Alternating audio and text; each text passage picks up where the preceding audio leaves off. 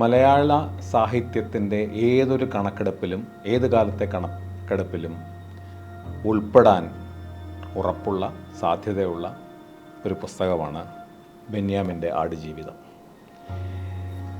മലയാള സാഹിത്യ ചരിത്രത്തിൽ തന്നെ ഒരു വലിയ പ്രതിഭാസമായി മാറിയ ഒന്നാണിത്. അമ്മേടെ യൂണിവേഴ്സിറ്റിന്ന് അഡ്മിറ്റ് കാർഡ് വന്നുട്ടോ. ആഹാ, അത് നന്നായല്ലോ. അപ്പോ ഈ വിസയും ടിക്കറ്റും ഒക്കെ കാശ് എത്ര വേണ്ടി വരുടാ? ഒരു 4-5 ലക്ഷം എന്തായാലും വേണ്ടി വരും. എത്ര ദിവസം കിട്ടും നമുക്ക്?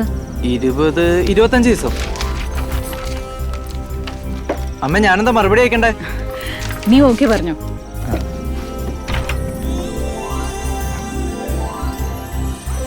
KSFE, ഈ നാടിൻ്റെ ധൈര്യം. ഈ പുസ്തകത്തെക്കുറിച്ച് അറിയാത്തവരില്ല. മലയാള സാഹിത്യ ചരിത്രത്തിൽ ഏറ്റവും അധികം വിറ്റഴിഞ്ഞ കൃതി, നോവൽ സാഹിത്യ ചരിത്രത്തിൽ ഏറ്റവും അധികം വിറ്റഴിഞ്ഞ കൃതി എന്നാണ് ഇതിൻ്റെ പ്രസാധകർ ഈ പുസ്തകത്തെപ്പറ്റി പറയുന്നത്. 2009 പ്രസിദ്ധീകരിച്ച ശേഷം 2024 ആകുമ്പോൾ തന്നെ 250,000 അല്ല 2.5 ലക്ഷം പ്രതികൾ ഇത് അടിച്ചു കഴിഞ്ഞിരിക്കുന്നു ഈ പുസ്തകം. സ്വാഭാവികമായിട്ടും ഏറ്റവും മലയാള സാഹിത്യ ചരിത്രത്തിൽ ഏറ്റവും ചർച്ച ചെയ്യപ്പെടുന്ന കൃതി എന്നുള്ളതിനപ്പുറത്ത് ഇതൊരു മലയാളത്തിലെ തന്നെ ഇന്ത്യയിലെ തന്നെ ഒരു ശ്രദ്ധേയമായ സിനിമയ്ക്ക് കൂടി വഴിയായിട്ടുണ്ട് എന്നുള്ളതും ഈ പുസ്തകത്തിൻ്റെ പ്രശസ്തി അധികം വർദ്ധിപ്പിച്ചിട്ടുണ്ട്. ബെന്യാമിൻ ഇന്ന് മലയാളത്തിലെ എക്കാലത്തെയും ഏറ്റവും മികച്ച സാഹിത്യകാരിൽ ഒരാളായി ഉയർന്നു നിൽക്കുന്നുണ്ട്. മലയാളി ജീവിതത്തിൻ്റെ, മലയാളിയുടെ ഇതപര്യന്തമുള്ള ജീവിതത്തിൻ്റെ ചരിത്രത്തിലെ ഒരു വലിയ പ്രതിഭാസമാണ് ഗൾഫ് കുടിയേറ്റം.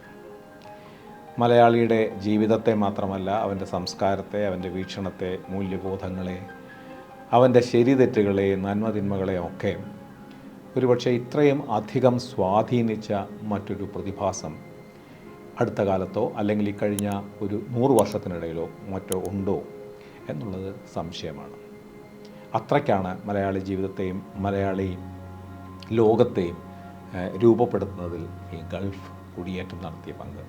സ്വാഭാവികമായിട്ടും മലയാള സാഹിത്യത്തിലെ മാത്രമല്ല, മലയാളത്തിലെ ഒരുപാട് എഴുത്ത് കൃതികൾക്കും നിദാനമായിട്ടുള്ള ഒന്നാണ്. പക്ഷേ ഇതുപോലെ ഒരു ഉള്ളുലയ്ക്കുന്ന ജീവിതകഥ, ആലപ്പുഴയിൽ നിന്ന് ഉപജീവനത്തിന് വേണ്ടി സൗദി അറേബ്യയിൽ എത്തിപ്പെട്ടുന്ന ഒരു യുവാവ് എങ്ങനെ അവിടെ ഏറ്റവും ദുരിതമായ ജീവിതത്തിലേക്ക് തള്ളപ്പെട്ടു പോകുന്നു. ചിന്തിക്കാൻ പോലും കഴിയാത്ത തരത്തിലുള്ള ദുരിതങ്ങളാണ് അദ്ദേഹത്തിനെ കാത്തിരുന്നത്. അവിടെ മരുഭൂമിയിൽ 3-3.5 വർഷക്കാലം മൃഗങ്ങൾക്ക് പോലും സഹിക്കാനാവാത്ത ഒരു ജീവിതം തുടരേണ്ടി വന്ന ഒരു മനുഷ്യൻ്റെ ഇച്ഛാശക്തിയുടെയും അതിജീവനത്തിൻ്റെയും ദുരിതങ്ങളുടെയും കഥയാണ് ആടുജീവിതം. ആ ദുരിതങ്ങളിൽ നിന്ന് അയാൾ സ്വന്തം തൻ്റെ ശാരീരികവും മാനസികവുമായിട്ടുള്ള ഏറ്റവും അതിൻ്റെ നെല്ലിപ്പലകളിലെത്തിയപ്പോൾ പോലും അദ്ദേഹം അതിനെതിരെ ഒരു അതിജീവനത്തിനായി അദ്ദേഹം നടത്തിയ പ്രയത്നവും അതിൻ്റെ സാഫല്യവും ആണ് ഈ ആടുജീവിതം. അത് മലയാളിയുടെ പ്രവാസ ജീവിതത്തെക്കുറിച്ച് മാത്രമല്ല, മലയാളിയുടെ സാംസ്കാരികവും രാഷ്ട്രീയവും സാമൂഹ്യമായ ജീവിതത്തെക്കുറിച്ചൊക്കെയുള്ള ഒരുപാട് വിശദമായ തലങ്ങളിലേക്കാണ് ഈ പുസ്തകം കടന്നു പോകുന്നത്. ഒരു മനുഷ്യൻ്റെ കഥ മാത്രമല്ല ഇത്, ഒരു സമൂഹത്തിൻ്റെ കഥയാണ്, ഒരു കാലഘട്ടത്തിൻ്റെ കഥയാണ്. സ്വപ്നങ്ങൾ തേടി മനുഷ്യർ ചെയ്യുന്ന ഒടുങ്ങാത്ത പ്രയാണത്തിൻ്റെയും ആ പ്രയാണത്തിൽ അവൻ അല്ലെങ്കിൽ അവൾ നേരിടുന്ന അപാരമായ വിഘ്നങ്ങളുടെയും തടസ്സങ്ങളുടെയും അതിനെ അതിജീവിക്കാനുള്ള മനുഷ്യൻ്റെ ഒരു ശക്തിയെയും മനുഷ്യൻ്റെ ഒരു ഇച്ഛാശക്തിയെയും ഒക്കെ പ്രതിപാദിക്കുന്ന ഒരു ഹ്യൂമൻ ഡോക്യുമെൻ്റ്. എന്തുകൊണ്ടും ഏറ്റവും പ്രധാനപ്പെട്ട ഒരു ഹ്യൂമൻ ഡോക്യുമെൻ്റായി തന്നെ ഈ ആടുജീവിതം, അത് ഇംഗ്ലീഷിൽ പല ഭാഷകളിലായി ബെന്യാമിൻ ഒട്ടേറെ പുരസ്കാരങ്ങൾ ഇതിനകം ഈ പുസ്തകം നേടിക്കൊടുത്തു കഴിഞ്ഞു. അത് വിവിധ ഭാഷകളിൽ ഇന്ത്യക്കകത്തും പുറത്തുമുള്ള വിവിധ ഭാഷകളിൽ തർജ്ജമ ചെയ്യപ്പെട്ടു. അത് ഒരേ സമയം അതിൻ്റെ രചനാശൈലിയിലും അതിൻ്റെ ശില്പത്തിലും അതിൻ്റെ വികാര തീവ്രതയിലും മറ്റു പല പുസ്തകങ്ങളെയും മലയാളത്തിലെ ഏറ്റവും ഒന്നാം നിരയിലുള്ള പുസ്തകങ്ങൾക്കൊപ്പമാണ് ഈ ആടുജീവിതത്തിൻ്റെ സ്ഥാനം. അല്ലെ, ഒരു ഞെട്ടിപ്പിക്കുന്ന, അല്ലെങ്കിൽ മനുഷ്യനെ എങ്ങനെയാണ് രചന കൊണ്ടും അതിൻ്റെ ഇമേജറി കൊണ്ടും വായനക്കാരനെ അമ്പരപ്പിക്കുന്നത് എന്ന് ചൂണ്ടിക്കാണിക്കാൻ വേണ്ടി മാത്രം ഒരു ഖണ്ഡിക വായിക്കാം. പിന്നെ ഞങ്ങൾ ഒരു 10 ചുവട് നടന്നില്ല. പെട്ടെന്ന് കൺമുന്നിൽ എന്തോ ഒരു ചലനം പ്രത്യക്ഷപ്പെട്ടു. വെള്ളം കാട്ടി കൊതിപ്പിക്കുന്ന മരീചികയാണെന്നാണ് ആദ്യം വിചാരിച്ചത്. പിന്നെന്തോ ഒരു സീൽക്കാര ശബ്ദം കേട്ടു. ഇബ്രാഹിം പറഞ്ഞതുപോലെ മണൽക്കാറ്റാണോ എന്ന് സംശയിച്ചു. കണ്ണ് വിരിച്ച് നോക്കിയപ്പോൾ കാറ്റത്ത് തലയാട്ടി നിൽക്കുന്ന പൂന്തോട്ടം പോലെ എന്തോ ഒന്ന് കൺമുന്നിൽ ആടിക്കളിക്കുന്നു. തന്നെയുമല്ല, അത് പതിയെ മുന്നോട്ട് നീങ്ങുകയാണ്. ഇബ്രാഹിം ഭീതി കൊണ്ട് ഞരങ്ങി. പാമ്പുകൾ. അപ്പോഴാണ് ശരിക്കും കാണുന്നത്. തലയാട്ടി മുന്നോട്ട് നീങ്ങി വരുന്ന ഒരു കൂട്ടം പാമ്പുകളാണത്. ഒന്നും രണ്ടുമല്ല, ഒരുപക്ഷെ 500 1000 പാമ്പുകൾ ഒന്നിച്ച്. ഞാൻ ഒരിക്കലും കാണുകയോ സങ്കല്പിക്കുകയോ ചെയ്യാത്ത മറ്റൊരു കാഴ്ച. ഒരു വലിയ സൈന്യത്തിൻ്റെ പടപ്പുറപ്പാട് പോലെ മരുഭൂമിയിലെ പൊടി ഇളക്കി മറിച്ചാണ് അവയുടെ വരവ്. മുന്നിൽ സൈന്യാധിപനെ പോലെ ഒരു നെടുവിരിയൻ തല ഉയർത്തിപ്പിടിച്ച്, പിന്നാലെ മറ്റനേകം ഭടന്മാർ. മണലിൽ തല പൂഴ്ത്തി അനങ്ങാതെ കിടന്നോളൂ, മറ്റൊന്നും ചെയ്യാൻ നമുക്കില്ല, ഇബ്രാഹിം പറഞ്ഞു. ഞങ്ങൾ ഒട്ടകപ്പക്ഷികളെപ്പോലെ മണലിൽ തല താഴ്ത്തി വെച്ച് അനങ്ങാതെ കിടന്നു.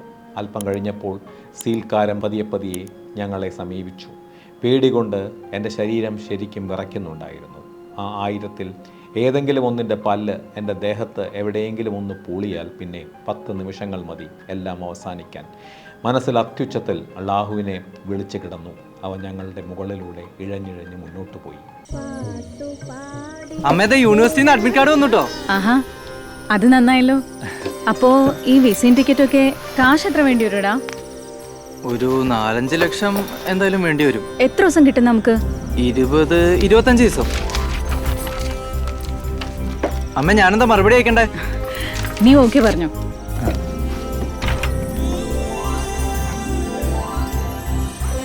KSFE ഈ നാടിൻ്റെ ധൈര്യം. ഇങ്ങനെ വളരെ ഗംഭീരമായിട്ടുള്ള മെറ്റഫറുകൾ, രൂപകങ്ങളും മറ്റും നിറഞ്ഞതാണ് ഈ പുസ്തകം.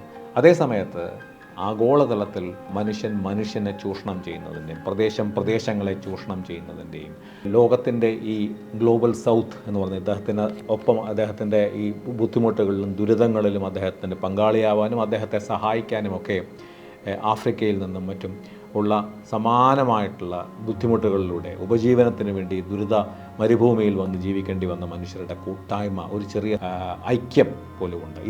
അതുകൊണ്ട് തന്നെ ഇത് ആഗോളതലത്തിലുള്ള രാഷ്ട്രീയവും സാമൂഹ്യവും ഒക്കെ ആയിട്ടുള്ള വംശീയവുമൊക്കെ ആയിട്ടുള്ള ഒരുപാട് വളരെ പ്രസക്തമായ ചോദ്യങ്ങളും ഉന്നയിക്കുന്ന പുസ്തകമാണ്.